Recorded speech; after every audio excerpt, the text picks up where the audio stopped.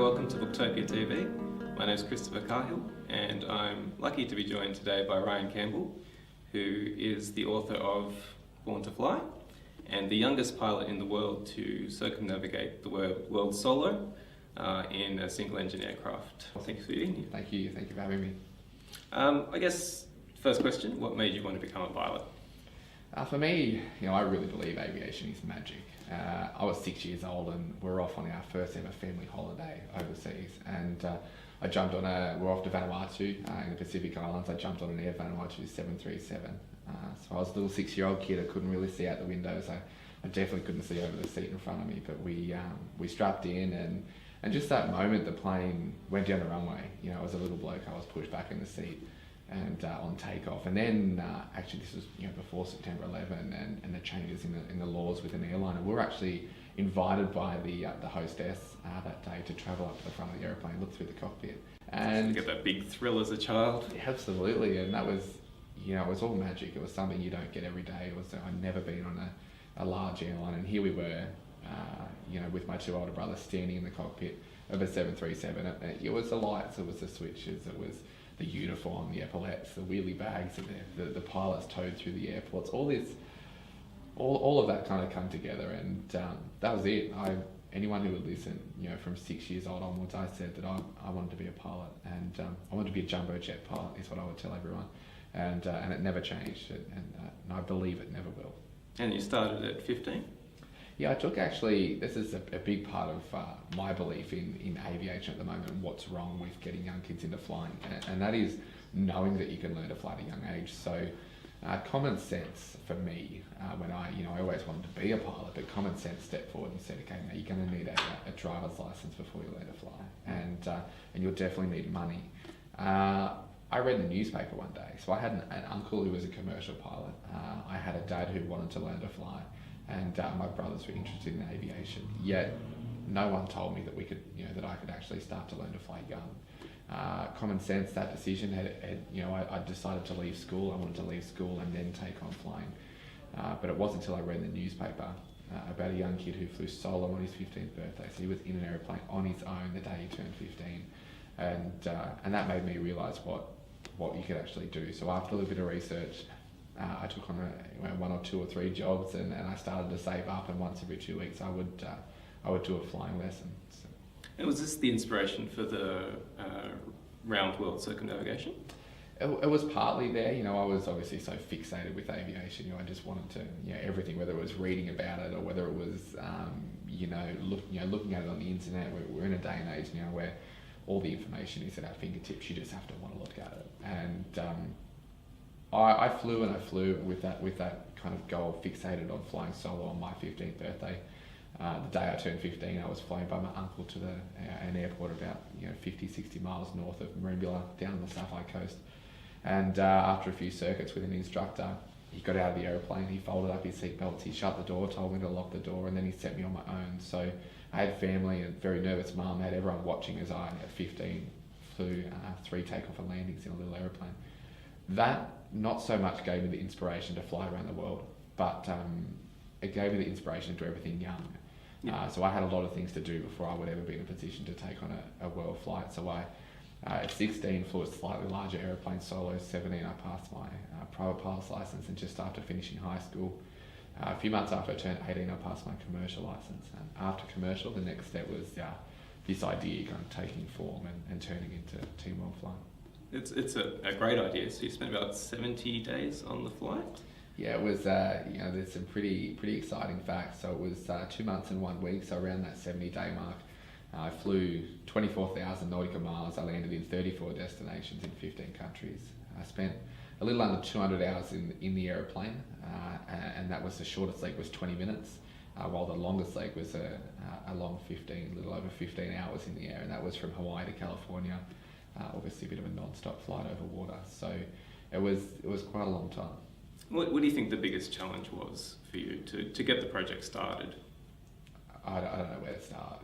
It was a 2-year process to plan and to fundraise. I was from a family that if I wanted to do this, and yes, I would have all the help and support in the world, but I didn't have a checkbook to start writing checks. So we would have to fundraise $250,000, And it's no small amount of money for a young man. no, it's not. But I mean, in the beginning, I wanted to do this so badly, I kept it a secret. And I think a great part of Born to Fly is when I first approached and who I approached. And I won't let it all out of the bag, but how that story came alive, how we went from a crazy dream in one young guy's head, and it was my wildest, most out there dream, and here it is, 2 or 3 years on, finished and in the form of a book. But the story from actually the very beginning as a dream to get into that day where I took off from Wollongong, that's a story in itself, with more challenges than I could ever imagine, more learning curves of whether it was tax or whether it was running a business type of model to get Team World Flight to happen, whether it was getting people to believe me, whether it was taking the word of some very famous pilots and famous entrepreneurs and travelling halfway around the world trying to secure an aeroplane. The challenges were endless. So the biggest challenge overall, I think, was keeping on, was having the attitude to not stop and not give up.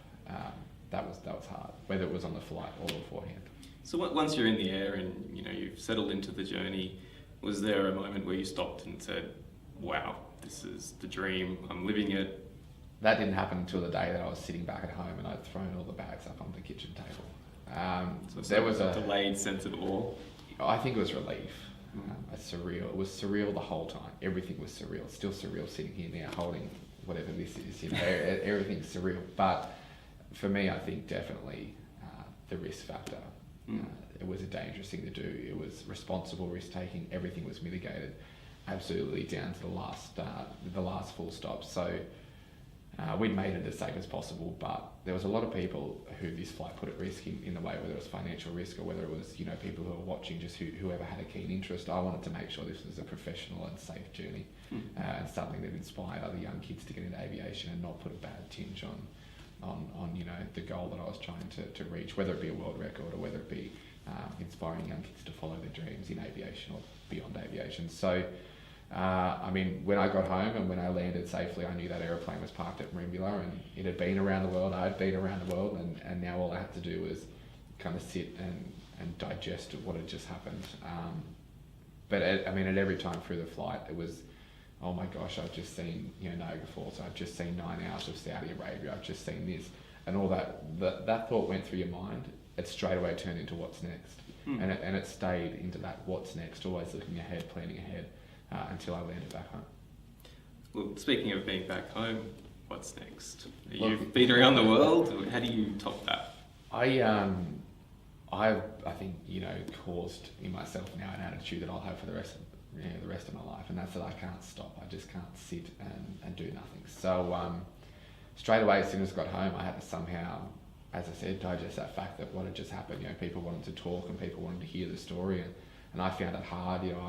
Every single day I was getting up at 2 or 3 a.m. and putting myself in an aeroplane and going and doing things that obviously no teenager had ever done, and very few people. More people have been to space and flown solo around the world. So there was risk every day.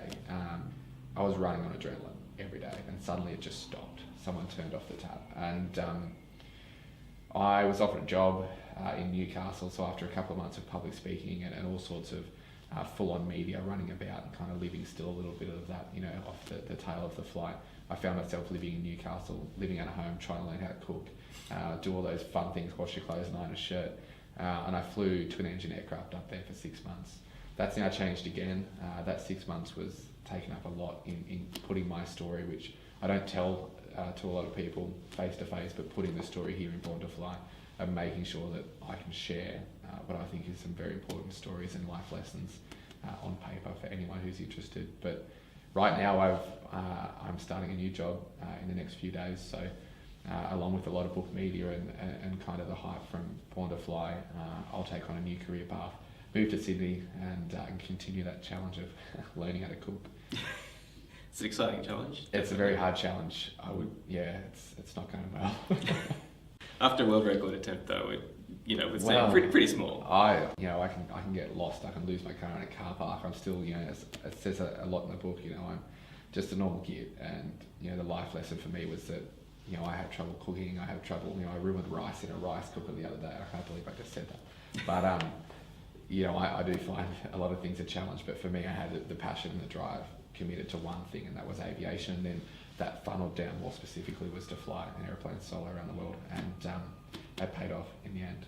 Well, congratulations on the world record.